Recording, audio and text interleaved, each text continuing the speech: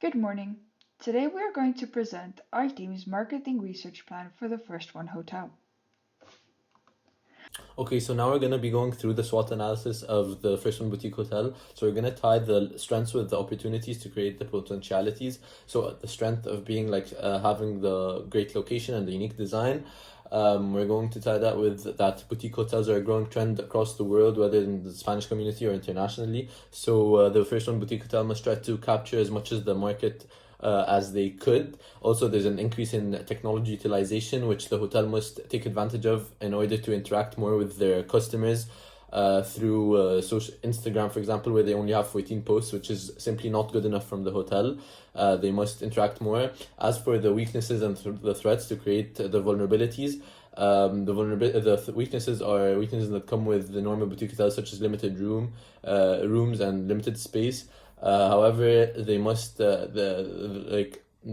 that there's growing competition in the area with non-hotel options such as Airbnbs and then more reliable options such as chain hotels. So they must keep up to the standard and make sure that everyone enjoys their stay at the hotel. So that they retain their customers and that they don't go to any of the growing competition options. Thank you. Pest analysis and 5C analysis, but due to the time constraints, we won't be able to go over them. Then we did segmentation of our questionnaire results. We also did another segmentation with the database from the actual hotel, but also due to the lack of time, we're just going to be going through our segmentation from the questionnaire results. So as you can see, we segmented in like three stages. First of all, through the age of the people we surveyed, then the employment status, and then the purpose of travel. We segmented the age in four different categories and the employment status in four different categories, and then we looked at the purpose of each category is travel. Okay, so our first persona is Monica. She's further explained on the report, but the time is a little bit about her. So Monica is a 26-year-old woman who graduated as a lawyer and really works at Viandes. She works about 10 hours a day, so whenever she has vacation, she truly wants to get the most out of it, and price is no limitation. Also, Monica is the first-tier persona. Our main way of targeting Monica will be through special magazines that target the premium customers. We will be showcasing her best design, high-end rooms to impress Monica as well. Okay, perfect. And as for our second persona, it's Mateo, who is a 46-year-old man, very busy as he works in a big company like Amazon. He works almost every day and has no time for vacations. Regardless, he's a very romantic guy, so he tries to impress his wife all the time with spontaneous holidays. So we'll try to capture Mateo's options by giving promotions on websites that's gonna catch his eye, and he's gonna be like, okay, this is a perfect opportunity to surprise my wife. And we think that this is an important target segment for us for the First One Hotel to try and catch. Next, we will be talking about the research methodology. All the research carried out was driven by three distinct aims: developing key drivers of hotel consumption in order to help develop a unique selling proposition, identify the First One Hotel's consumer profiles and personas, and three, identify recommendations for the 4Ps. To do this, we used both exploratory and descriptive research frameworks. The first step was conducting exploratory research to gain a better understanding of the boutique hotel environment. We started by conducting literature research, particularly conceptual research. We focused on a series of academic research papers, as you can see here. A case study on the emergence of boutique hotels by the University of Nevada, Las Vegas, was one of the papers that we used. We then conducted a situation analysis. We did secondary research in order to do a PESTEL, SWOT, and 5Cs analysis. Based on all this information, we drafted interview questions and carried out the interviews. Our questions mainly concerned consumer preferences and the 4Ps. To this end, we asked a variety of questions about consumer preferences, sales promotion, pricing, loyalty, and advertising. Once the interviews were conducted, we coded the data. Some of the codes we used were boutique versus chain hotels, web page, booking, promotions, price-quality ratio, and more. We then conducted descriptive research. The main element in our descriptive research framework was the questionnaire. Similarly to the interviews, the questions were developed around the need to help the hotel with its selling proposition, building and identifying personas, and the 4Ps. Initially, we focused on including as many different types of questions as possible, meaning that we included leading, importance, liker, dichotomous, bipolar, open-ended, and rating scale questions. The survey had a total of 15 questions. After releasing the survey and collecting the results, we proceeded to the piloting process. Our survey had a low level of consistency, with a Cronbach alpha of 0.4. Given that the alpha was low and that the Losche index and that the Cronbach alpha results were somewhat contradicting, we reached the conclusion that our survey needed improvement. Based on this, we removed some questions and added some new ones, focusing the new survey on consumer profiling. For sampling, we used the European Census Hub system to determine the target population. However, we encountered many limitations. We filtered the data by selecting all European countries, considered both genders, and chose age range from 15 to 65, as we could not select from 18 upwards. We would have liked to filter our data according to income, as we only wanted middle and high income earners, but this option was not available, so we chose a proxy to income, education and attainment. We chose those individuals living in a private household and which are employed. Those which are currently not economically active were taken into account, as children of medium and high income earners could also be potential customers. The database extracted a total of 491 million results. However, this is likely to be biased due to the limitations encountered. We were unable to find an adequate sampling frame, as we could not compile a list of all the population elements with their contact information. Subsequently, we chose judgment sampling, as we wanted to ensure that our sample included individuals with all the different possible characteristics of the first 1 hotel customers. We used the population size previously calculated, a confidence level of 90%, and a margin of error of 10%, as our result might not be reliable. We obtained a low sample size of 60. However, we decided to send the survey to at least 100 individuals to make our results more reliable. It was not possible to calculate the total sampling elements. Lastly, we sent out the survey and collected the data. Alright, so a comparative research analysis was held whereby we compared only U Boutique Hotel in Madrid with the First One Boutique Hotel in Madrid.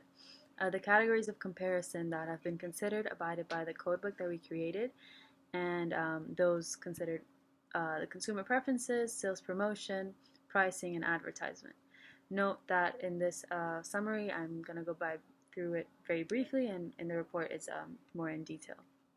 So first of all, regarding consumer preferences, it was found that the main characteristic taken into consideration by both hotels is the location, as they are both in the center of Madrid, and they are therefore close to all tourist attractions. A significant difference, and hence an indicator for improvement for the First One Boutique Hotel, was that of the value proposition. Only U Boutique Hotel has a very clear-cut idea of what their value proposition is, and that is a Thai room of wellness. If you scroll down, they have a very detailed explanation of what this offers, while the First One Boutique Hotel does not have this value proposition. Of course, this is evident in the case that we're trying to solve, and so something that the first one has to determine is this value proposition. And so regarding the category of promotion, the first one actually does offer promotions, while only U Boutique Hotel does not. And so this could actually be a potential value proposition whereby the First One Boutique Hotels offers high-end quality promotions for its consumers as a way to attract them. And so another significant difference lies in the advertising channels. And so the most prominent for boutique hotels is through social media. And the comparison held that First One's use of social media is lacking. And if we consider the juxtaposition of their Instagrams, it becomes evident that only U Hotels is way more active compared to the first one. Only U has 23,000 followers, while Boutique Hotel only has 250 followers.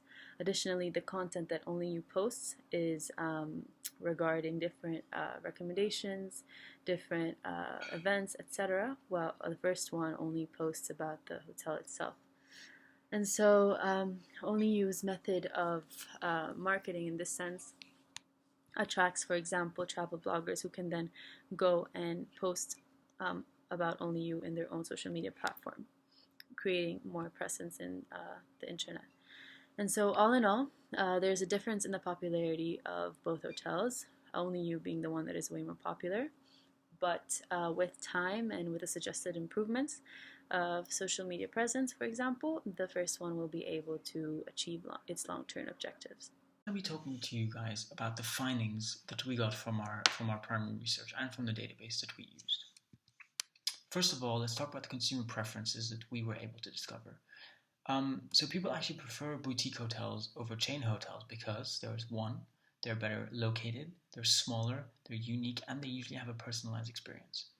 Following this, we asked in our survey what the most important attributes are of a survey and how important these attributes are. So, and here we found out that actually facilities and services are very important, and the location are very important. These are the two most important attributes that we found out.